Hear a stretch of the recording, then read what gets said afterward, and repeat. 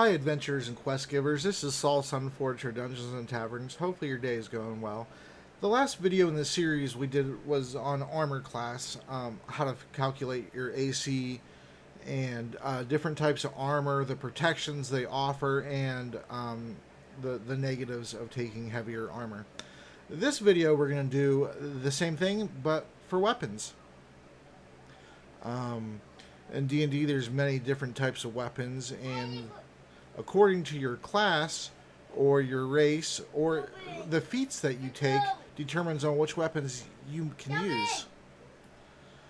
D&D is about 85% combat. If you don't believe me, just go look at the rulebook. Very little of it is to do with roleplay and comparison. The monster manual is all dedicated to stats for monsters to fight, and most of the feats are generated for combat purposes, and a lot of players actually won't take role-playing feats because they feel like it's a detriment to their character. So if you look at all those different types of evidence for proof, you really have the answer right there. So picking a weapon that your character can use proficiently is rather important. And just like the armors, you can get magically enchanted weapons. You can get keen or superior weapons. You can add silver to your weapons, blade, to fight vampires, werewolves. Some classes, if you don't have a magical weapon, some classes allow you to treat your weapon as magical for the purposes of overcoming certain creatures' resistances. There's certain creatures in the game that regular non-magical weapons won't hurt them at all, or will only be half damage. If weapon and armor proficiency is your game, and you want to be proficient with all weapons and all armor, then you're going to want to go with a dwarven warrior. Dwarves give you proficiency in the heavy armor, so you have proficiency in medium and light as well. And in addition, the fighter has proficiency in all simple martial weapons. So you'll be set if you pick that as your class and race. All right. So first, we're going to cover weapon properties. Weapon properties are just special attributes or unique conditions that your weapon has. Like if your weapon has ammunition, that means it requires something to operate, like a bolt for a crossbow, for instance, or a bullet, which is basically just a pebble if you're using a sling. And finesse means that you can make your attack. Usually they're for daggers, but there's a lot of other things that have the finesse property. But the finesse property on your weapon simply means that you can use your strength or your dexterity when you make your attack and damage rolls. But you can't use one and then the other. You have to use either or both times for your attack and for your damage bonus. A heavy weapon means that if you're a small creature like a halfling, or I believe goblins are still small creatures. A lot of small creatures from older editions are actually medium creatures now, I think. But if you have a heavy weapon and you're small, you have disadvantage on your attack rolls because the weapon it's too heavy. Because smaller creatures can't use it effectively. Then you have light weapons. They're small and easy to handle. They're ideal if you have a 2-weapon fighting style. Like daggers, for instance. That's the easiest go-to. Loading means there's a time requirement to load a single piece of ammunition into your weapon, like a crossbow. You have to load it. Usually it's a hand crank, or more modern crossbows. You just pull the string back and then set it, and then there's a firing mechanism. So no matter how many attacks you have, if you're using a loaded weapon, you only get that single attack because you have to use the rest of your action to load your weapon. But it still comes in handy though, because if you're trying to avoid that mainline damage, you're not so tanky. You want to stay in the back, but you still want to contribute a bit, but maybe away from the gazing eyes of your enemy, so they don't focus on you. A reach weapon adds an additional 5 feet to your effective control of the board. So if you have a weapon that is a 10-foot weapon with reach, your reach adds an additional 5 feet to that weapon. So effectively, you can hit from 15 feet if the weapon has reach. There's feats that you can get like that let you lunge and things like that, and they'll increase it even further for you. But you always need feats in order to change these basic rules. These are just the general rules; they're not the specific rules, because you can always get feats that alter these mechanics for the weapons. A weapon with a special property has unusual rules governing its use. Mostly magical items have some special component about them. I like to make magical items that do different things when you crit, my favorite one of my favorite ones that I've created so far is the Halberd of the Moon and Stars, which during nighttime, when you crit, it does necrotic damage, and during the daytime, when you crit, it does radiant damage. And I like to do things like that, so that would fall under the special property. Thrown, obviously, if the weapon has the thrown property, you can throw it like a spear or a dagger. Two-handed weapon, it's a weapon that requires two hands on it when you swing it. If you think of a big thick sword or a halberd, but usually the bigger the weapon, the heavier it is. It requires two hands to use it. That's mainly so you can't abuse the system. But in 3.5, there was actually a feat that you can use two-handed weapons as a one-handed weapon. So you can use a two-handed weapon for your main hand and your offhand. It was crazy times, man. Crazy times. But yeah, it's simplified now. And of course, they threw all the bunch of extra damage and stuff in your abilities that you get. And so really, your damage just comes out of one place and it funnels back in through a different place. So really, there isn't too much of a net loss, and it's probably a gain. I'd say 5th edition characters probably are more powerful than 3.5. Although the feats in 3.5, I would say, hands down, were almost around the board better. Improvised weapons, things that you pick up that actually aren't weapons, but you can use them in the moment for a weapon.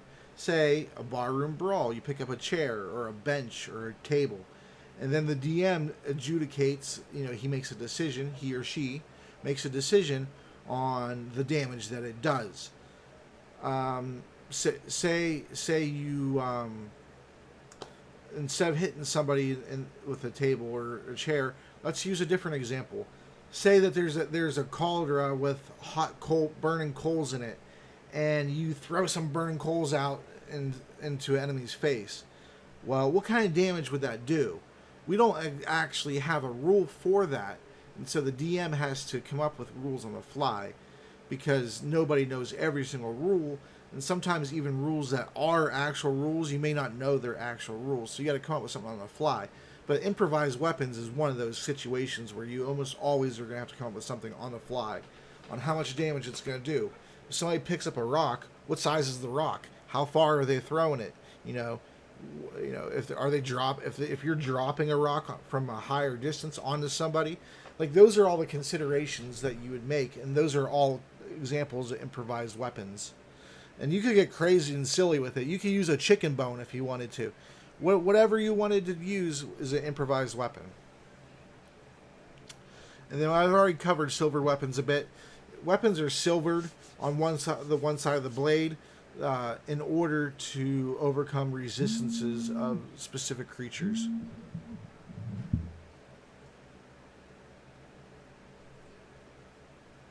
Sorry about that. Phone calls. And then special weapons are weapons that have certain conditions on them that, like, you can really only use them in specific conditions, like mounted combat.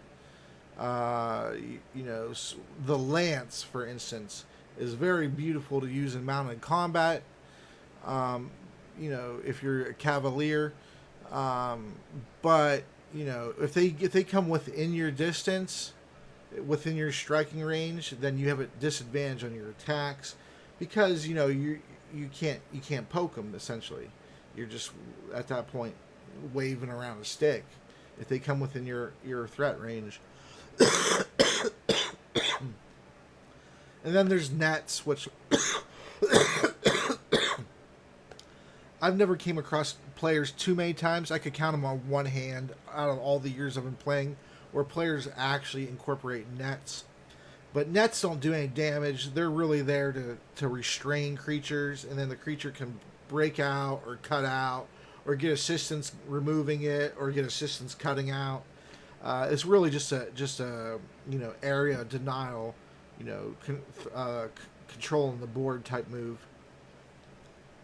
And it's also a favored trap for the small creatures like kobolds. All right. We have here the weapon chart. We have simple melee, simple range, martial melee, and martial ranged weapons. So the first thing I want to cover with you is if you look here under the weight and the properties of the weapon, like under the dagger, for instance, here, you see that it's finesse, and we've covered finesse that you can use either strength or dex. It's light, so you can wield them both in two hands. If you have two-handed fighting, and then the thrown property, because the dagger can be thrown. You see here the range, and you see that there's two numbers here, the 20 and the 60. Now, the first number, the 20, is the normal range of the weapon. And since the number is 20, you can obviously use it when you're throwing it underneath 20. 20 is just its normal range. Now, you see a second number, 60. 60 is the maximum range. So if you're making a throw and it's over 20 feet but under 60 feet, you can still make it, but your attack is at disadvantage.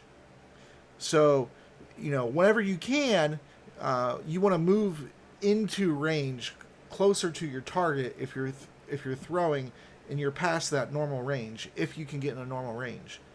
If the move doesn't help you get into that normal range, then be cognizant of the enemy's attacks, opportunities, and things like that. Or you might put yourself into more danger with no benefit of getting closer. And those are considerations for you to take as the player. Then we see the price here. Then, again, in my campaign, these prices, I use them as guidelines for the players, but they're not not exact, because I have an active running economy and supply and demand in the location that the items are procured at, the seller's temperament to the party or the member buying it, affiliations. All those things factor into the price for me, to my players. But this is a general rule of how much these items cost. SP is silver pieces, GP is gold pieces, and then CP is copper pieces. 10 copper is a silver, 10 silver is a gold, 10 gold is a platinum. 5 gold is Eternium, but I don't use Eternium.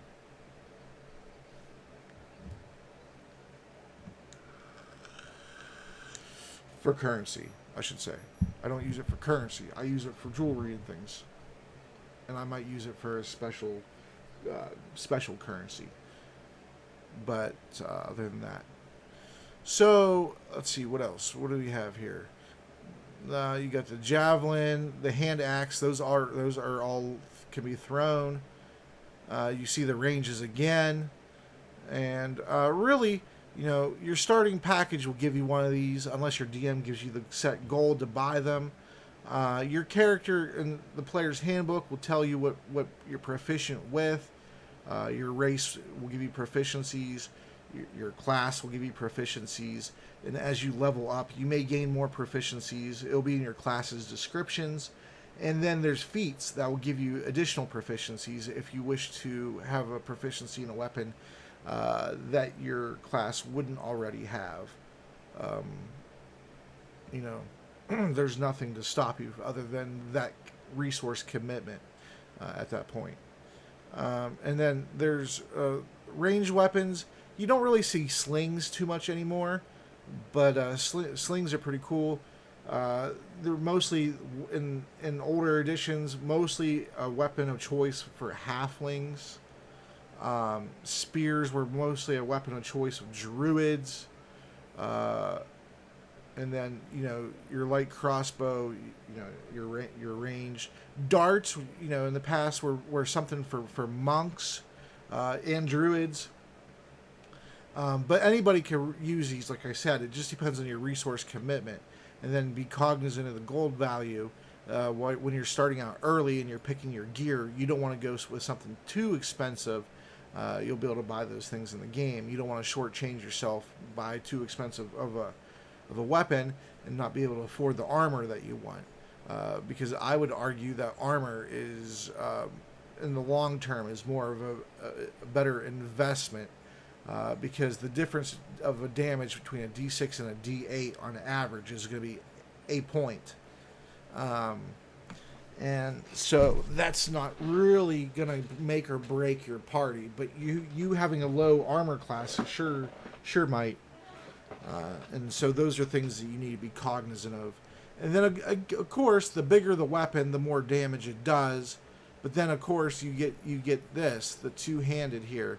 And so, that takes away what you can do with your bonus actions, because you're using two hands to wield this heavy weapon, and you can see the heavy weapons cost more as well.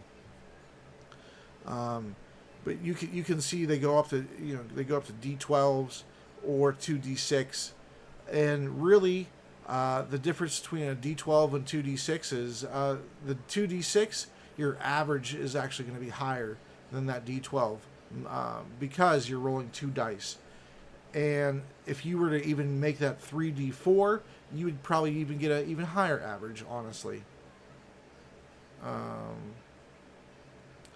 But so you can see the damage that each one of these weapons does. And of course, like I said, there's magical properties you could find or add. Through a blacksmith or through a quest, you get a better weapon, or you find it, or you pilfer it. There's many different ways to gain weapons, other than buying them even. So don't stress too bad about it. If your DM is generous or mildly creative. You'll come up with magical weapons that do fantastic properties as you go. Don't expect these things too early in the game. I would say if you get anything magical that is uncommon or higher before level 3, that's more of a rarity. So don't expect magic items to flow like this is World of Warcraft or some other MMO or RPG or The Witcher. You build up over time. And D&D, depending on how the pace of your campaign, you may come across these things more or less frequent. And depending on the campaign setting, whether it's high magic or not, was going to affect how many of these items, more or less, that you see in magical nature. And then, of course, if you have an Oriental type campaign, all of these weapons transfer over to a Chinese or a Japanese name. you know, like, you know, you'll have nunchucks or a wakizashi or a katana, you know, and so these names are interchangeable, and you'll, you know, those are in your guide as well. So there you go. And now let me show you how to roll, and then that's about it for weapons. Yeah. All right, so you can see here I pulled up the blank character sheet from D&D Beyond. This is the PDF version of what you can print out. You know, I prefer to have the character sheet physically. So having it as a PDF is like my compromise to playing online, because I much prefer to play in person. If you ever wondered that about me, 100% in person. I prefer it so much more. And I'll even get into a video about that topic probably in the future here. I'll probably make it now and then release it in the future. But I'm going to show you here what you do for your weapon. All right, so we're going to go ahead and do one with strength, and we're going to do one with dex. So let's go ahead and roll up a strength stat and a dex stat. We're going to do 4d6 and drop the lowest as our rolling method. All right, so I got my 4 dice here. Let me there we go. I got my 4 dice here. I love dice. Everybody who gets into the hobby for any length of time is going to be a dice collector. You'll see. You'll be there. You'll get there. Dice are fun. I like the click-clack noise. All right, so that one rolled off the table. It was a 6, but it rolled off the table. So let's see here. Let's re-roll it. It's a 1 now. All right, so that's the lowest. So our first stat, 664. That's 16. All right, so we'll put a 16 in our strength.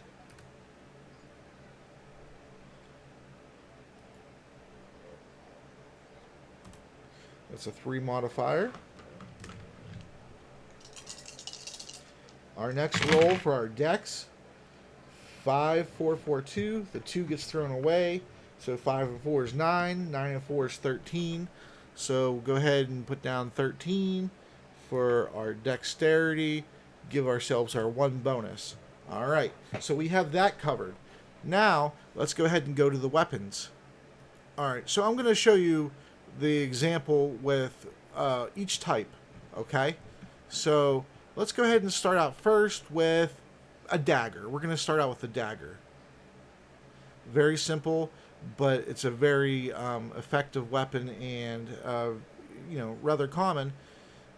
Rogues love them, and you could do a lot of versatile things with daggers as a DM. I love using daggers, actually. All right, so we see that the dagger is 1d4 piercing. It's a pound, finesse, light, thrown, range of 20 to 60. So let's go ahead and write down the 1d4. Dagger.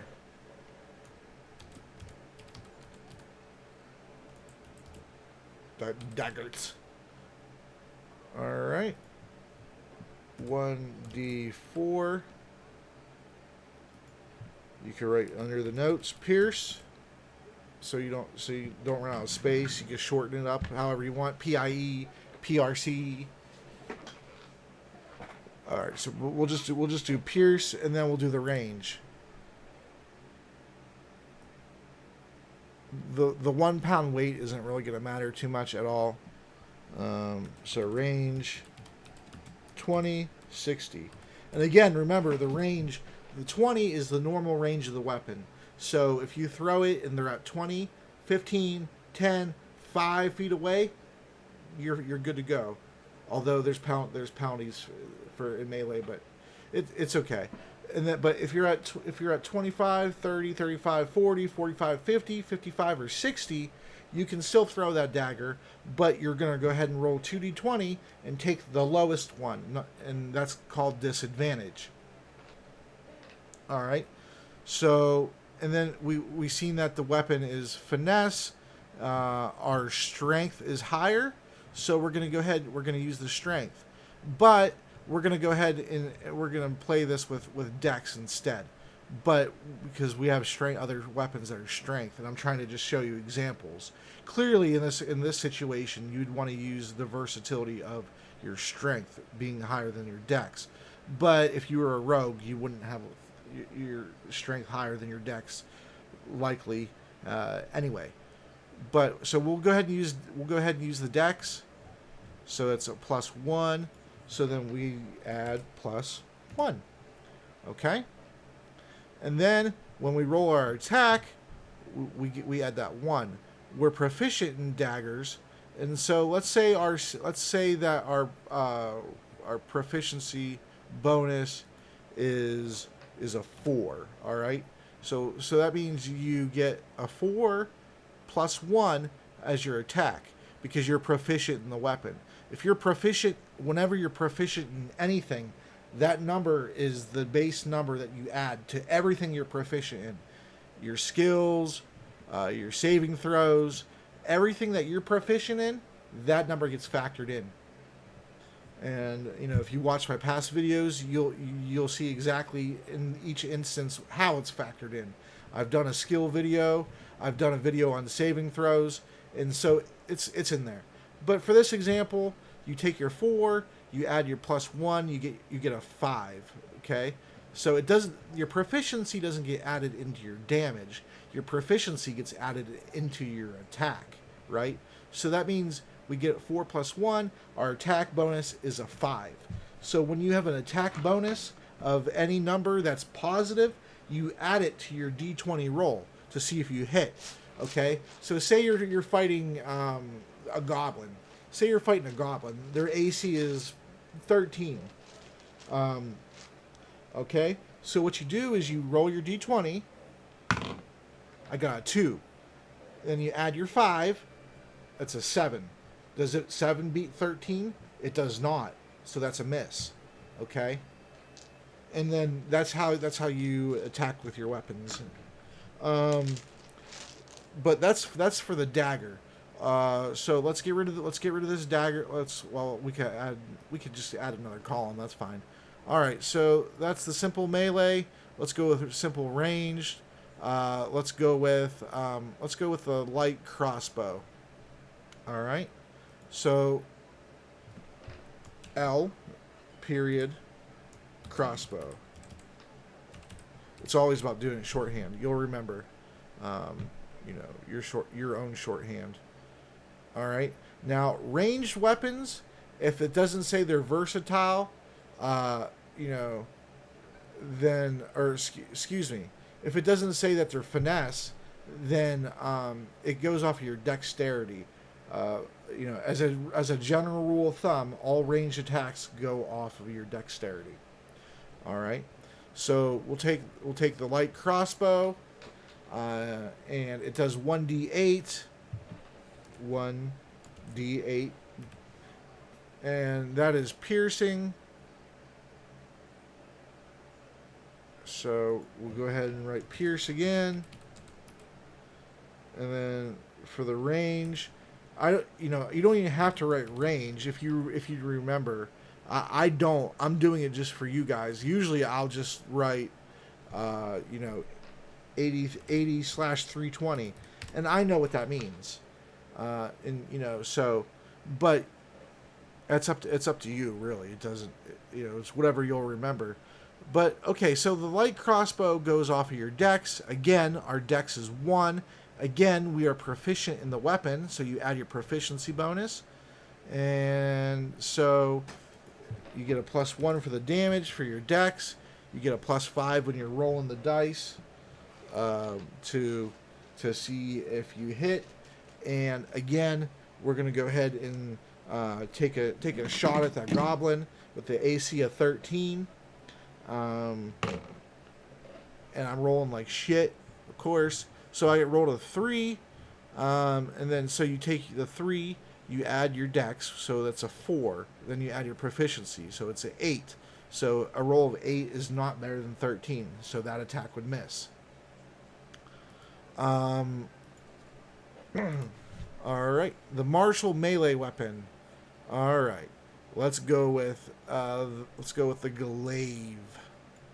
Yes, go with the Glaive. All right. So we have a Glaive here. It does 1d10. It does slashing. So slash. There is no range on it because it's not a throw. It doesn't have the thrown property. The Glaive is a melee weapon. Melee weapons range is your range with the weapon's range, and like I said, you can increase your range with feats. So the weapon is heavy and it has reach. So that means this weapon reaches 10 feet. All right. And then we go up and we look at our strength bonus, which is a 3. So this Glaive does 1d10 plus 3 for its damage. Because remember, the damage only adds your modifier. The roll to attack is what adds your proficiency bonus. So we look and see our proficiency bonus is a 4. Our strength bonus is a 3. And so that means we get a plus 7 to hit with the Glaive. All right? And from 10 feet away. So it's more of an aerial denial type weapon. And then if you get Sentinel, and you can lock down areas of the battlefield. All right, so we're going to go ahead and add 7 to our roll. We got 11. 11 plus 7 is 18. 18 is better than 13, and so our attack hits. Okay, so once our attack hits, we roll the d10. All right. I got an 8. Okay, so you take the 8 and you add your 3. So we did 11 damage. That's not factoring in any status effects that your weapon may provide or enchantments that your weapon may have. Your enchantments will increase your ability to hit and or increase your damage done with the weapon and or give a status effect like poison or prone. Poison, it's, or, some type of fire damage or cold or, it depends on what type of weapon you have. But your basic weapon won't have those magical things on them. Usually the DM, unless the DM allows it, which that's their prerogative. Okay, so we covered the melee. We covered the special properties. We covered the crossbow. What else do we have? These other ones are the same too. We'll do, we'll do a blowgun because I showed you all these other numbers on how to do it enough times, and you can always come back and watch this video if you need to. These are going to be here for you, and I'm trying to arrange them in a way that you can reference them real quick if you'd like to. This video is not real quick, obviously, but you can watch it when you need to. I have quicker videos that you can reference while you're playing, like rules and things, so you don't have to look them up if you don't want to. I'll just read them directly to you, and then after I give you the rule as written, I might give you my interpretation and things like that, and that's to help you as you're running the game. And I'm trying to come along with you for your journey to help. Okay, so this weapon does 1. You don't roll any dice. It's just flat 1. All right, but it is ranged. All right, and it uses ammunition, so that means you get 1 shot. No matter how many attacks you get in the round, you get 1 shot when there's a loading property. The ammunition property means something needs to be projectile fired, so you need bullets or bolts or arrows or shot, whatever you use as your ammunition to propel it to do the damage. That's what the ammunition does. And then loading, of course, is the one that you only get 1 action, regardless of how many actions you get in that round. But so we do the blowgun. It does 1 piercing, but you still get your dex, okay? And so our dex is 1 for our bonus. So it does 2 as piercing. Alright. And if you're proficient in that blowgun, then you get your +1 plus your proficiency bonus of 4. And so you attack at a 5. Alright. If you're not proficient in a weapon, then you don't get to add your proficiency bonus. And you just add your modifier. So it would just be a 1 at that point if you're not proficient in the weapon.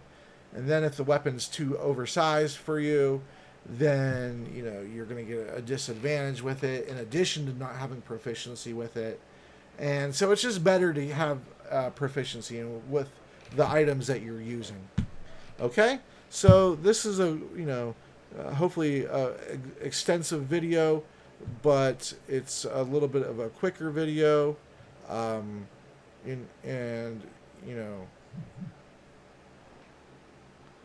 sorry about that.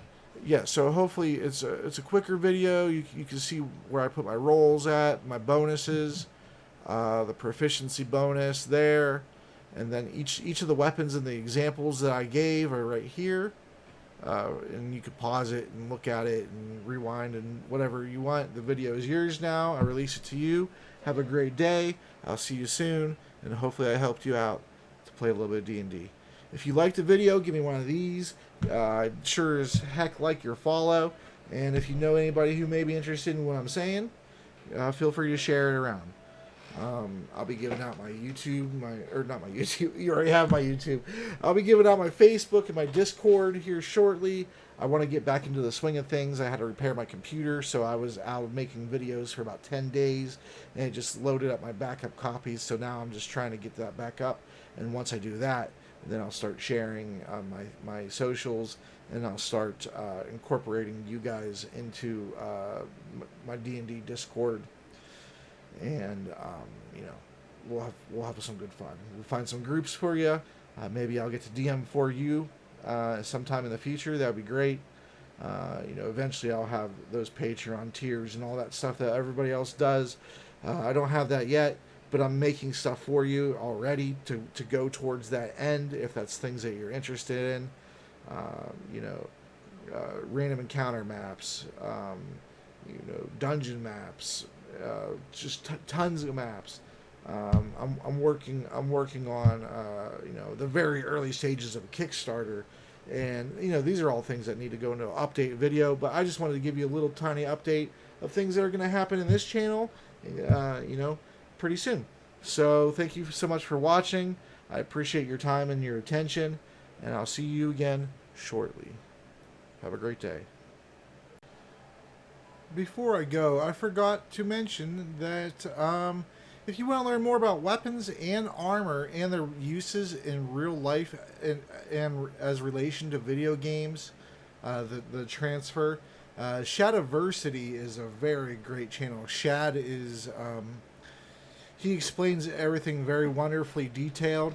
He has his own little castle, and he wears his armor and has a lot of weapon props and things, and shows proper weapon swings. If those are things that you're interested in, I suggest checking out Shadiversity for more learning.